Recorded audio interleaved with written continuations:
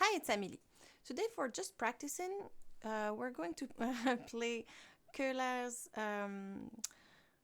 study Opus 33, number 12. It's in a book 2. That's a request from you guys, so yeah, we're gonna learn that. When I was a student and I was learning a study every week, the first thing that I would do was to try to see if the beginning was coming back at the end, because very often studies are in the form of A, B, A. And so I'll see if the beginning is repeated, because this way I know that I just have to learn that part once, and it's a bit less work if you're learning that fast, because very often teachers ask a study every week. So it's pretty easy here, because you see, I don't know if I've learned that study before. I don't remember. And I didn't want to look at it before now, so it's a real just practicing. So I see that at the beginning and at tempo 1, you get the same thing. So I'm just going to see if it's until when it's the same thing.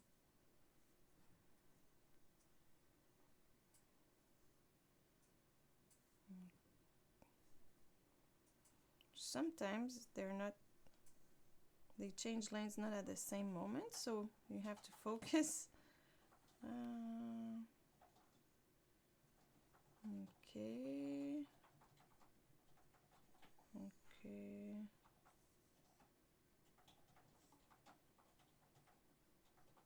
It's quite a bit of time. So then when you realize that, you realize it's way less intimidating. Okay, I think I found it. Okay, so here. So you have the same thing when you get to tempo 1 for 1, 2, 3, 4, 5, 6, 7, 8, 9, 10, 11, 12, 13, 14, 15, 16 bars are exactly the same.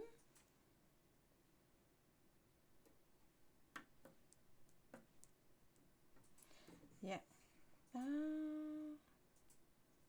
Oh no, more than that.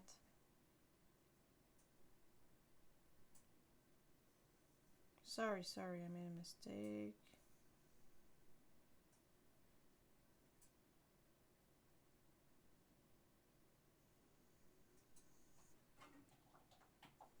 Sorry, I'm looking. I think it's all the same. So I encourage you to check when you learn. Okay, so it's almost all the same. And it changes. It changes only when you get 1, 2, 3, 4, 5 bars before the end. That's when you get something different. From what I've seen now, it's all the same. Yeah. So, first thing to do, even if it takes you 5-10 minutes, it's worth it, because then you know that you don't have to relearn that. If you learn it very well in the first time, it's the same thing the second time around. Okay. Even when you learn a piece, analyzing a little bit the form so that you know what's coming up and coming again. It can save you time. Okay, so let's start. It's all in triplets, that first part. So let's see. A minor.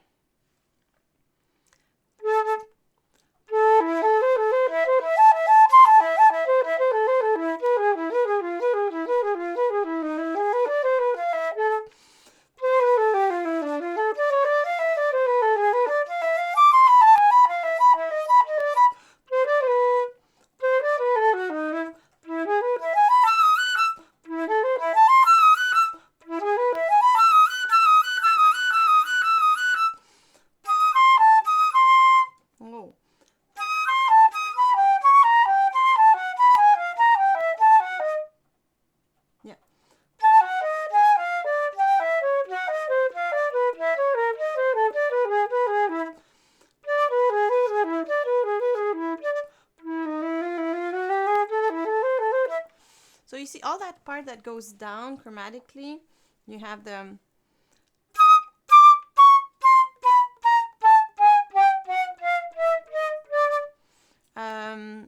I'll practice it again right now.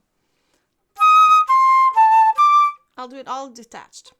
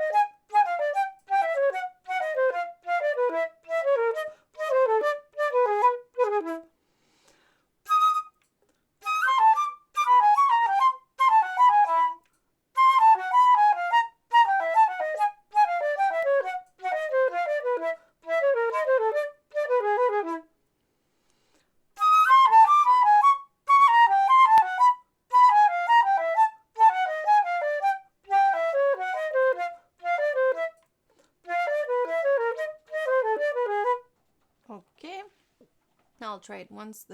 So you see, I grouped things. I did one beat plus one note. Then I did two beats plus one note. Then I grouped them differently. So instead of grouping 3 and 4, 1 and 2, I grouped 2 and 3, 4 and 1. So I practiced different ways. It's easier to play fast, a little motive than play a long time fast. Okay, so now I'm gonna, and I did it all slurred. I didn't want to worry about the articulation, but now I'm gonna play it slowly once with the articulations.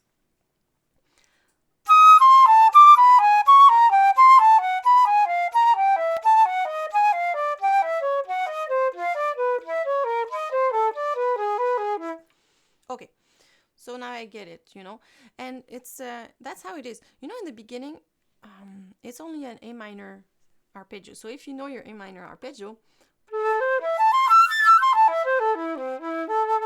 then this is pretty easy, you know.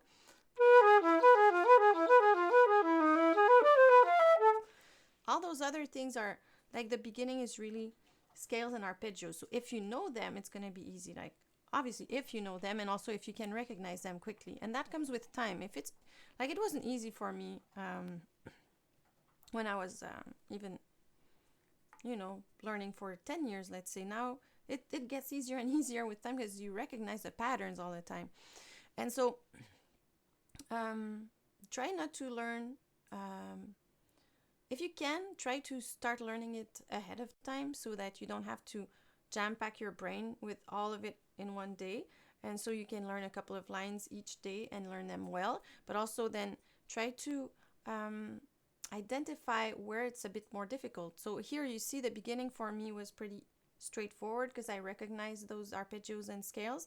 But the chromatic part was a bit more work, so I worked a bit more on that part. So you don't have to work everything the same. You can just identify what's more difficult for you and work a bit more on that. Okay, so I'll go from after that, just a little bit before a tempo. Let's say 2 bars before a tempo.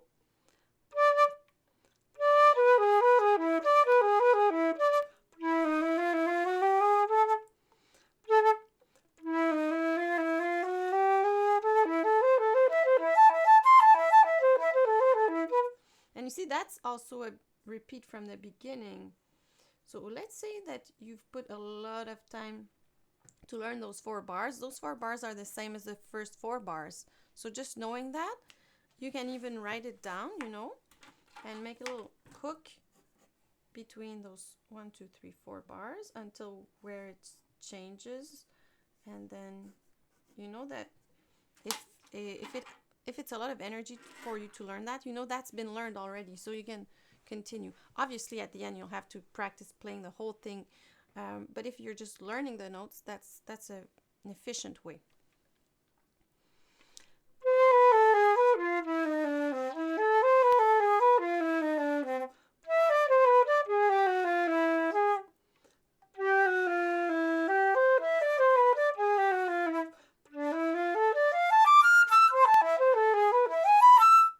Okay, so that's it.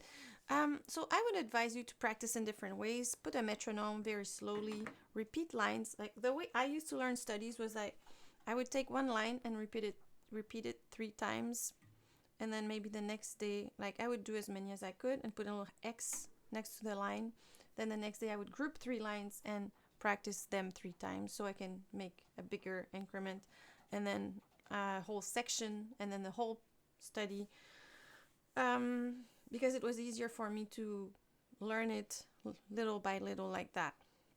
And I think it's more efficient because you get to put it in your long-term memory instead of just, if you play the whole thing from beginning till the end and you don't stop ever, when you get to the end, you don't remember the beginning or the middle. So yeah. So you can practice it with a metronome. You can practice it changing the rhythms, changing the articulations, many different ways to, and grouping notes too, you know, like the way I did it for the chromatic little part. You can practice the whole thing like that. Okay, so now allegretto scherzando. Any question or comments? No? So it's a live stream, so you can leave questions and comments and I'll answer them right now. So now we're in A major. So you change, you have F, C, and G sharp.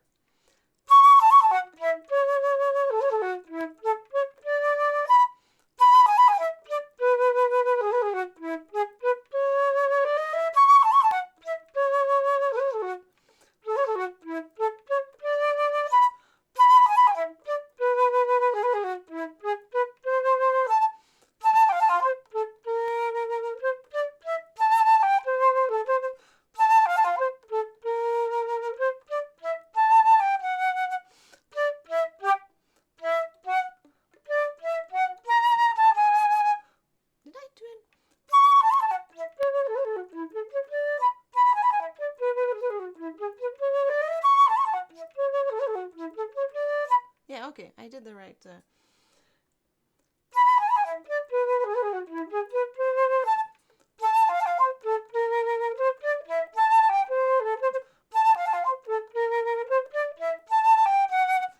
Okay, so he goes in F major at one point, then he goes back with the F sharp, and that's a surprise there when he gets that F sharp.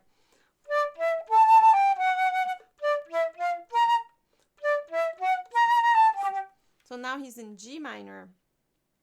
Okay, he just modulates like this.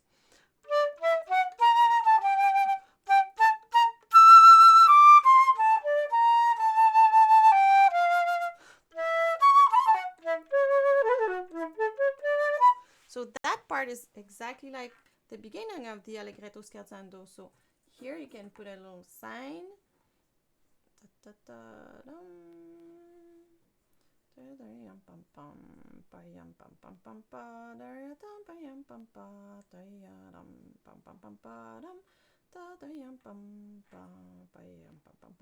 And here it changes. So you have 1, 2, 3, 4, 5, 6, 7, 8, 9, 10, 11, 12, 13, 14, 15 bars that are the same. So you see, when you see it like this, it's way less intimidating. You have way less to learn than if you think that all of it is new.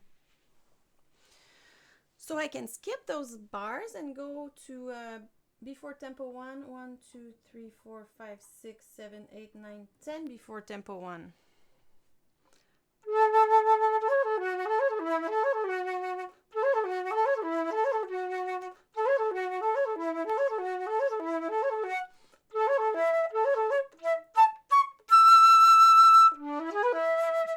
Yeah. Oh.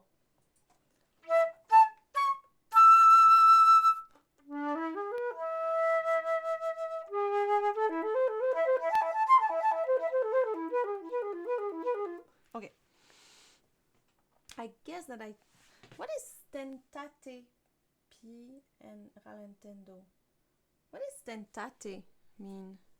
Can you check? Because I don't remember seeing that. Maybe once. But I guess it's piano. But then when tempo 1 starts again, I would guess it's forte like the first time. Okay. So then you know the whole piece by now, and you just have to learn the 1, 2, 3, 4, 5 last bars.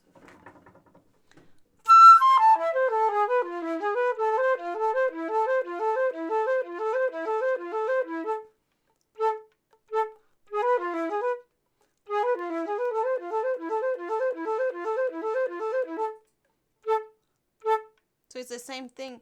The you repeat that 4 times. This 4 times.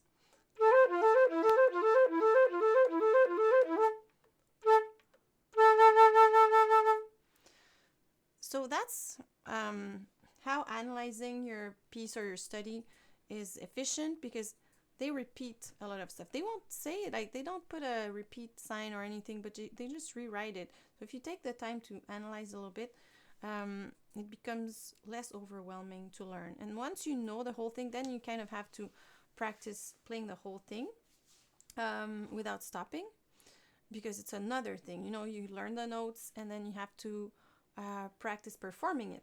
So once you know it, maybe Stenato. Stenato? What? Yeah.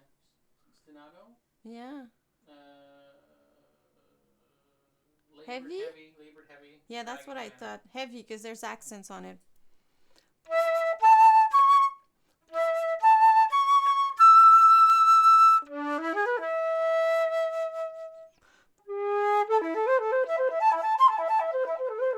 Okay, so what do you think would be the tempo? Allegro vivace would be, I don't know. That's pretty fast. Probably. Oh, you did it. I'll try it at 152 just to see.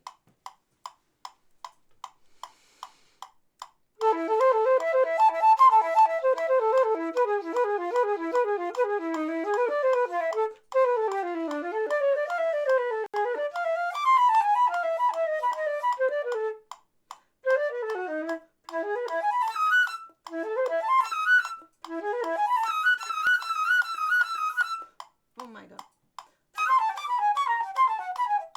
Oh, sorry, my thumb port got stuck.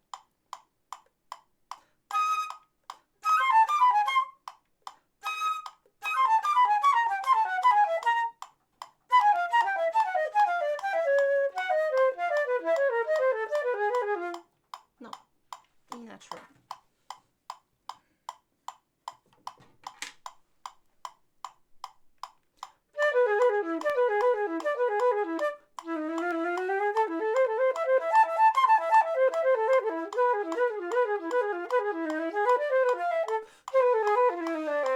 Yeah, yeah.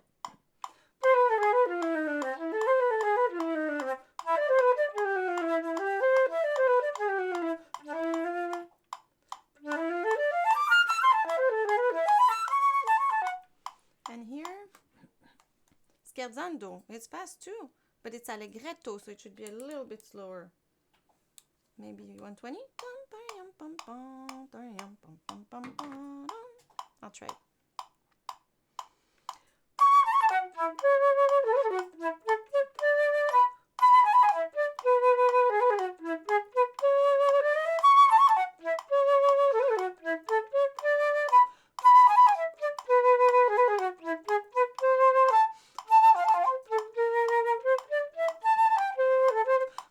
Whoops.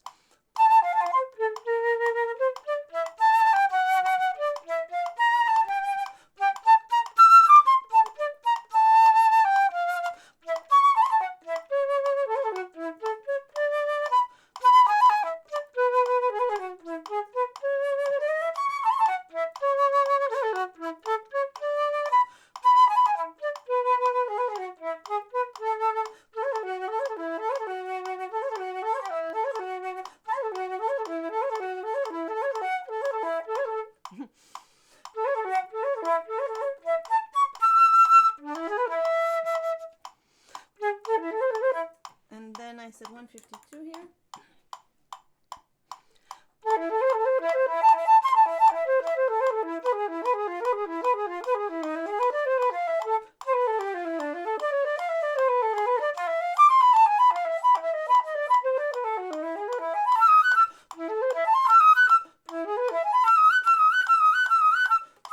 And then the little part.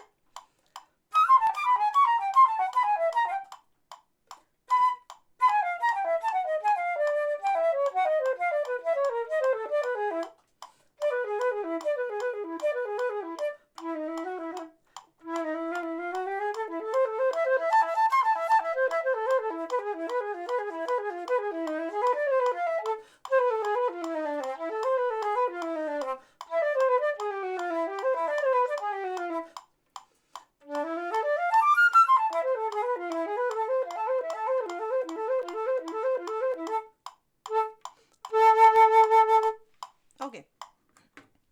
So really, the part that's the most difficult for me is that little part with the chromaticism. The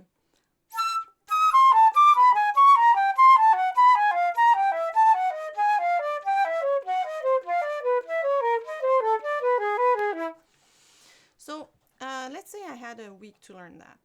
I would probably use that as a technical thing every day, maybe a couple of times. Like, it's efficient to practice and then but not necessarily all in a row. Maybe you do it 5 times and then you do something else, then you do it 5 times again a bit later, So each time your brain has to go back to that, and it's a bit more challenging than doing it 10 times in a row, let's say. So let's say you do it 3 times, you go to something else, you do it 3 times, you go to something else. So you did it 9 times in total, but separated. I think it would be, well, um, that's what the studies show, that it's more efficient like that than to do it 9 times in a row. So that's probably how I would do it, just so that my brain has to go back to it each time. But yeah, and I would practice it different ways, slowly and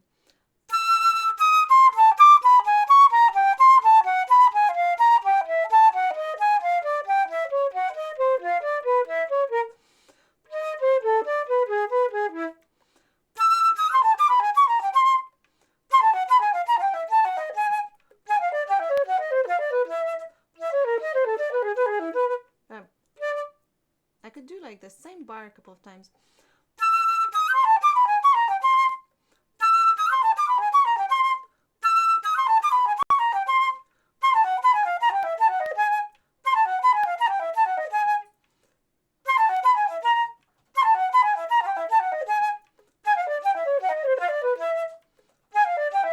Yeah.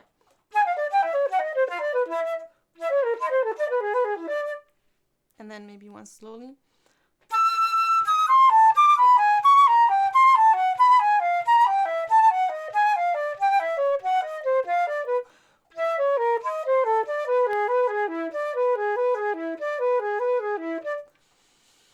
Okay.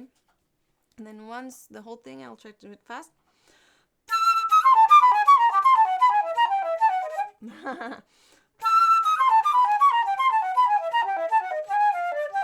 Okay, so my brain is saying you have to sleep on this one. You can't learn all that, like, because I'm not recognizing it the same way I'm recognizing other things like that are arpeggios and scales that I already know very well. That's a bit more tricky and more different than what I'm used to. So I would have to make new connections in my brain. You can't make new connections in one day, because you need to go and do some other stuff in sleep, because sleep is when the brain makes like kind of cleans up and make things more solid.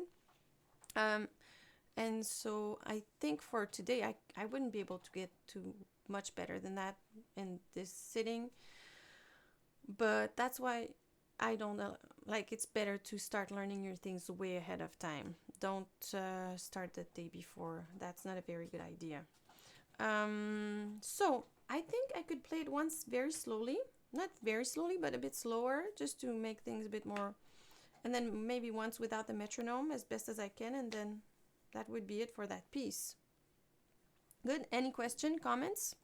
No? So let's see here. Maybe 84. Like, also what is slow for me might not be the same for someone who's been playing the flute for 3-4 years. So just adapt to your own level, you know. And sometimes it's fun to play a bit fast, even if you don't control everything. This way you can identify where you need to work more, and that's very, very efficient.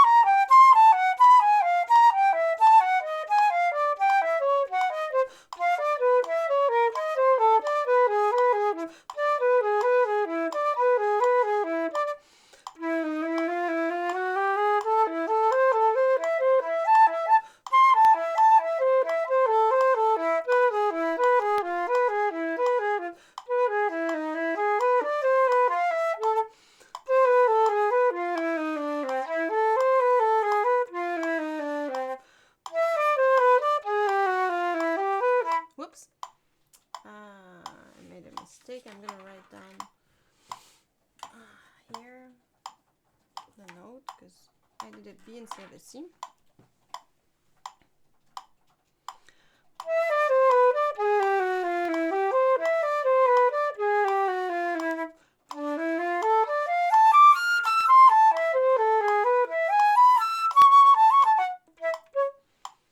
Then I'll do 72.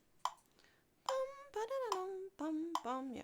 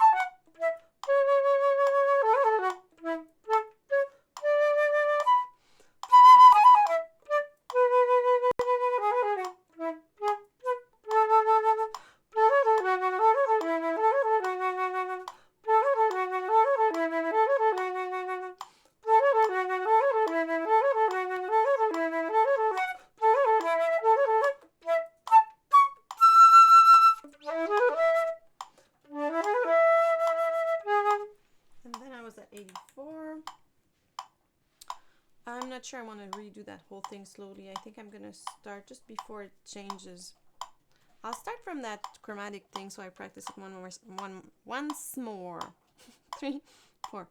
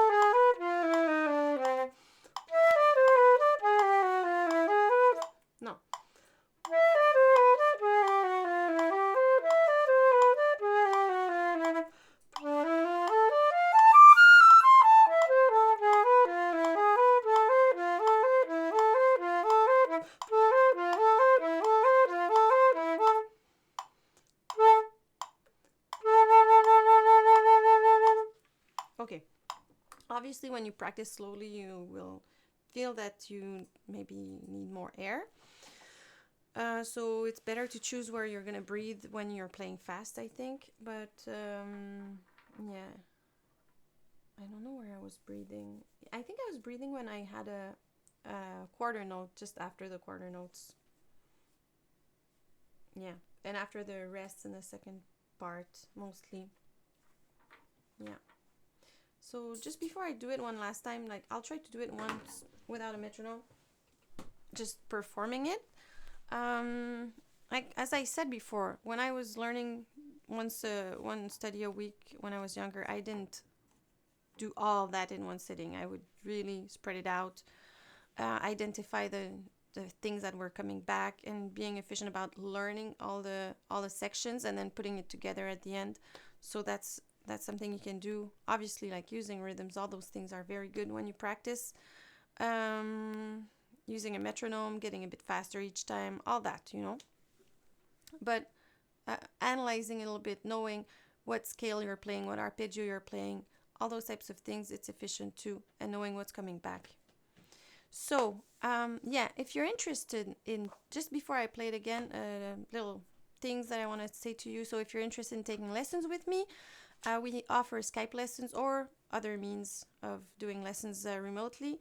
And you can email us at info@theflutechannel.com and we'll send you all the information. if you're looking for a new flute, you can check out the Flute Center of New York. You can call them, or you can use their website, flutes4sale.com. So flutes4sale.com. And we have a code with them. It's TFC. And if you use our code, it helps us out. And you get some perks like longer warranty, more flutes that you can try. It's all in the description below. Also, if you want to look at our merch, we have shirts, mugs, a very nice poster that's very popular with all the fingerings and trill fingerings and major and minor scales. Was there anything else? Yeah, that's Patreon too. Yeah. Oh, and we have a Patreon, so you can become a patron for, I think, as little as $2 a month, and you have access to our podcast live, the live version of the podcast, and you can ask questions. We have a podcast today, so if you want to be a member and be on the live version of the podcast, and we have more and more patrons, and thank you so much for everyone that's helping us out with that, and also people who use our code to buy flutes, and people who buy our merch and all that. Like, it's a very cool thing. We're in this together, building this nice community together, and thank you so much. And Once you have a new video, your concertos out and stuff. yeah, and also I played a concerto last week on Wednesday, and the video is out, so if you want to listen to it, it's contemporary music, but it's not very, it's pretty approachable contemporary music. It's a very nice piece from a composer, Quebec composer, and so yeah, you can go and listen to it. It was very fun to play. I love playing as a soloist with orchestras. It's a blast, very fun. So I think I said everything. Good. So now, and we're finishing our flute method for beginners. It's for real beginners though, so if you're already intermediate level, it might not be for you, but it's going to be released soon, and we're very excited about it because we made it the way we wanted it, like the way I would want to use it with my students. So good.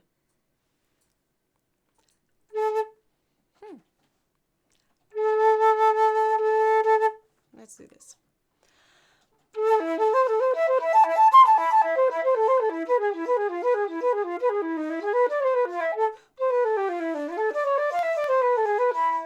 Sorry, I'll do it again. There's something weird.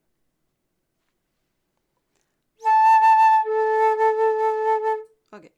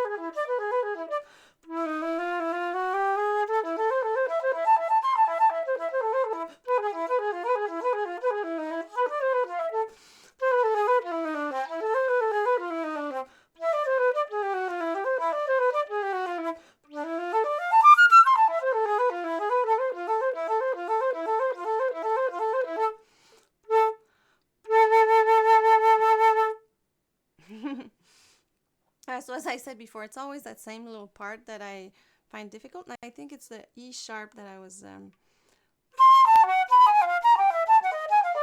So you see, identifying where the difficulties are, it's a big part of it, because like if you know where it is, you can work on it, and also you don't have to rework on the whole thing. Like obviously you have to work on performing the whole thing without stopping, because it's a thing in itself, you know, having the endurance to do the whole thing. But yeah, it's really that little part. And there was another little part just before this part.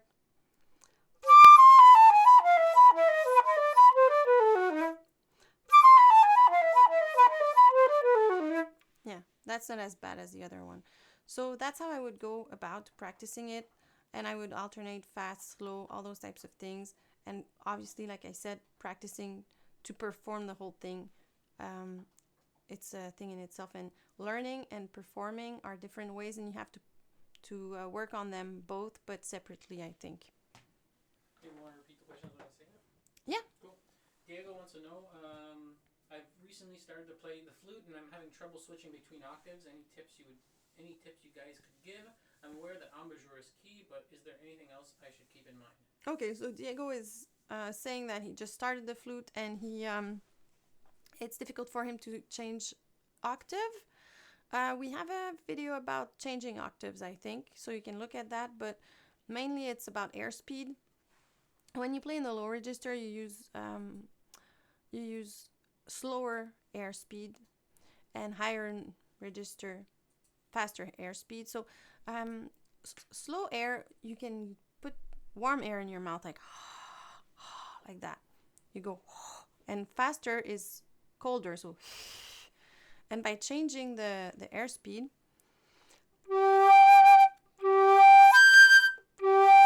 you can change the octave. And also you can put your hand on your belly and go and you'll see that the muscles that you use, they work differently when you sing a low note and a high note. And you can do the same thing in your flute. So there's that. And then upper lip, I don't move it. Lower lip moves a tiny bit forward when I go higher, but it's a very, very tiny movement, and I don't even think about it. It's done by itself. I put more energy and effort in the air speed and the support. So that's it for that. Sometimes, just a stable embouchure and good air speed. That's the key, and try to figure out where to put the air exactly on your, like, be precise on your embouchure. Where's the sweet spot for your sound? That should be a good thing. Try not to bring your upper lip forward when you play higher notes. Sometimes people tend to do that, and it's not helpful. Cool. Another question? Yep. Alicia wants to know, do you have fingering exercises that help to make fingers move fast and key changing? I'm amazed at your ability to play fast with ease. With ease. Oh, with ease, not ease like the note E. Okay. So, Alicia, you said? No, Alicia. Alicia, yeah. Is asking if I have exercises to play faster. Yeah? Mm-hmm. Okay. I would say pretty much any exercise is good. Any scale, arpeggios, scales in thirds, or, in the Tafanel and Gobert book, EJ1, for example, when you have...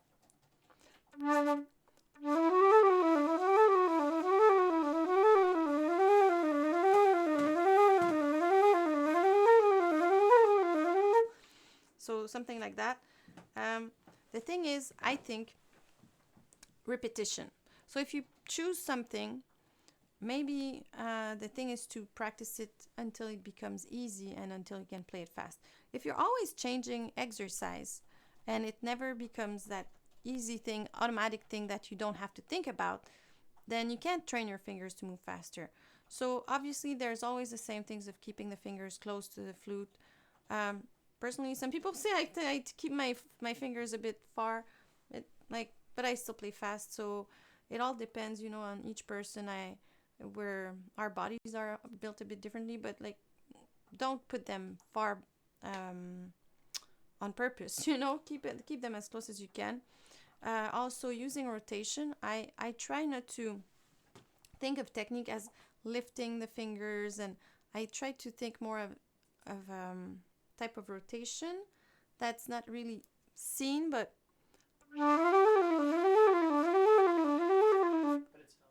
it's felt, you know. I feel that my fingers are not moving on their own. My fingers are moving because of the muscles on my arm.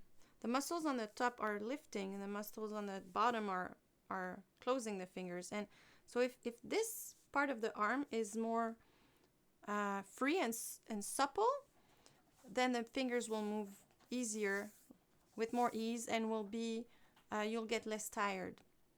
And I find that movement usually comes from the center of the body and then goes out, you know.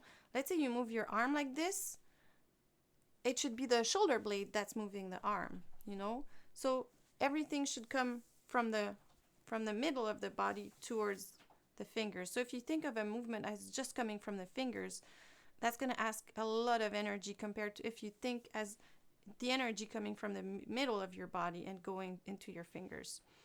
I know it might sound a bit philosophical, but it's really something that you can feel in your body, and once you start feeling like that and playing like that, it's way easier.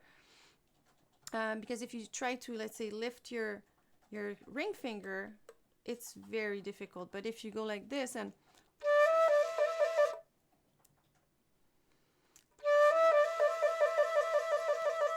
just rotate a little bit, it's another world, and it's way easier, and you don't hurt yourself this way. We also have a video about rotation and all that stuff. I think it's called finger something. So finger technique, something like that.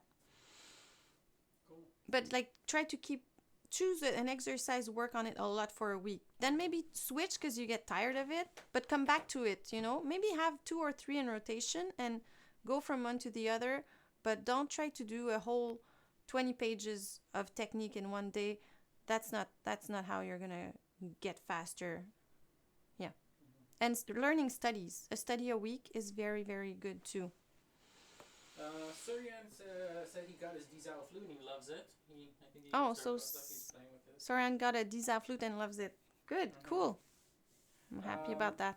He also wants to know, can you please help a bit with articulation in the low register? I can articulate well everywhere else, but fail spectacularly. Okay, so the question is about articulating better in the low register. It's more difficult to articulate in the low register because you have to fill the flute more. Like, it's slower, you know, everything is slower. So, more energy. Yeah. I would say you kind of have to anticipate a little bit more when you're in the low register because it's slower than in the high notes, you know.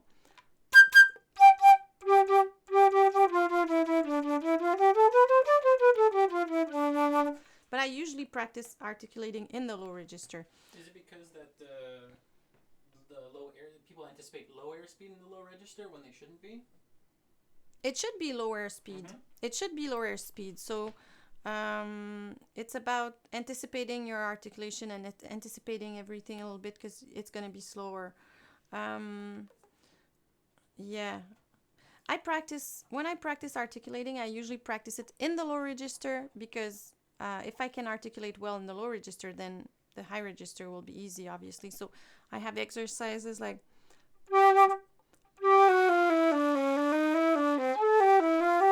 But let's say you don't want to do all that. You could just go...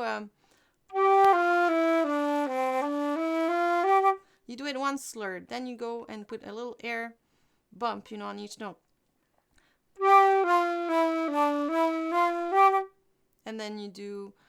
you separate them with just air, no tongue. Or you could do all the notes.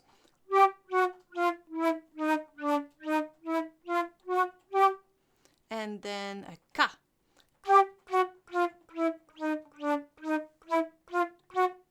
And then a ta.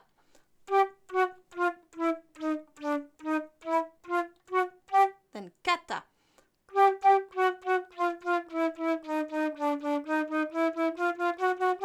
And then taka.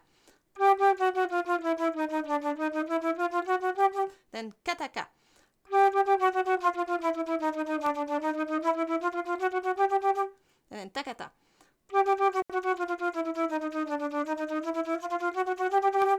Also, what I used to do is, let's say, articulate a high note.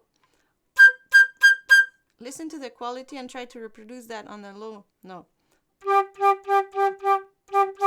And remember that the articulation, the little attack, you hear it when you release the tongue. So try not to think of but that's a game changer. Because he says quick double tonguing in the lower register makes him sound like a choking goat. Maybe it's because you're closing. Try to make sure you're not closing in the low register. I see a lot of people going like that and covering the hole, and the more stressed people get, the more they close. And when you hear that it's not nice, try to think it's probably too closed and open the hole here. Make sure it's all open and make sure the mouth is open too, because you need space for that rolling air coming. So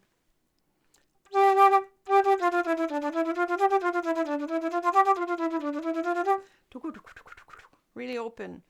I think it might be that if you close everything and you get stressed and Olivia, she's from Poland. She wants to know how where is it? She has problems with articulation. She has problem with articulating fast. Okay, how so can you improve articulating? Alicia, you said? Olivia from Poland. Hi, Olivia. So articulating fast is a problem? Okay. Well, what you could do is write down, let's say, simple tonguing, double tonguing, triple tonguing, and you just repeat notes like that, and you put your metronome. Where's my metronome? Okay, so let's say you put your metronome at 80, and you do simple.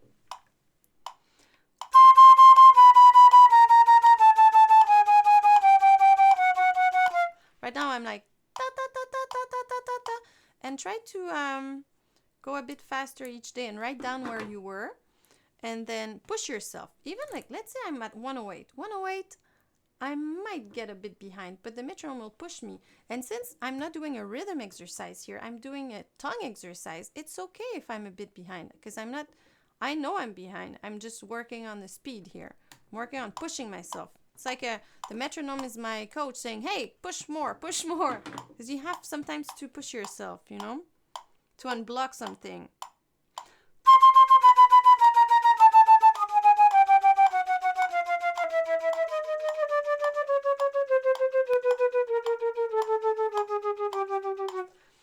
You see, at one point I got a bit behind, then I got back in place. So that can be a good way to give you a goal, and then also you can alternate. You can do slow and fast each time you practice, and write it down, and then next time try to go a bit faster, and you can do the same with double tonguing and triple tonguing. Cool. Andrew wants to know, how do you get such a clean sound? Whenever I play, my sound is very shaky and unclear. Okay, so someone's asking, how do I get a clear sound? We have a good video about a clean sound. Okay, we have a good video about how to remove air from your sound. You can look at that. But mainly, if your sound is shaky, maybe it's because your embouchure is not... it's always a bit difficult, when I don't see the person, to know why, because there can be a lot of different reasons. But often it's because the embouchure is not stable. So try to find your best note. And then look at yourself in the mirror when you play that note. And then go from that note by semitone, go down, and keep the same embouchure. And then go back to that same note again, and then go up every semitone and look at the embouchure and keep the same embouchure. Because usually your best note is the note on which you have the best embouchure. And then maybe you're just working way too hard to get to higher and lower notes than that note. So I think stability, and then airstream, constant airstream. The airspeed, air is like your air when you play the flute is your material, your basic material that you're using to make sound. It's your sound maker. So if there's no air behind, obviously it's not gonna You're not gonna build anything. That's your first thing. The air is making your sound. That's a music maker there. Cool. Last one. Any advice for achieving harmonics without cracking? Achieving an harmonics without cracking.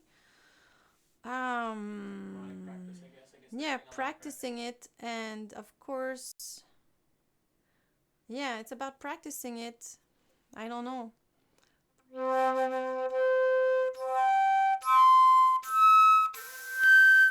I almost think it more in my head, resonating in my head, than outside of my body. It sometimes I feel when I play the flute that the flute is an amplifier, but most of the things are going on inside my body. So yeah.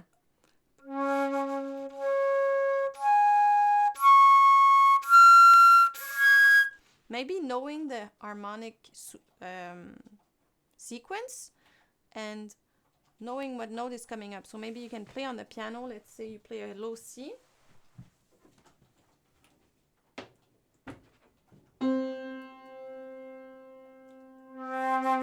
Then you play the next C.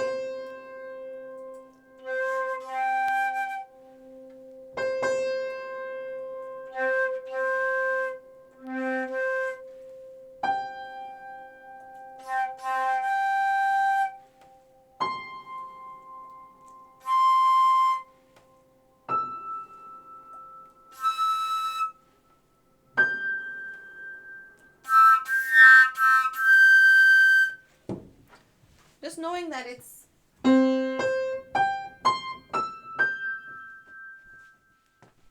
that's the sequence, and if you have it in your head, your ear will guide your flute playing, because it's a note that you have to go and get, and if you don't know how it sounds, maybe that's why you crack it.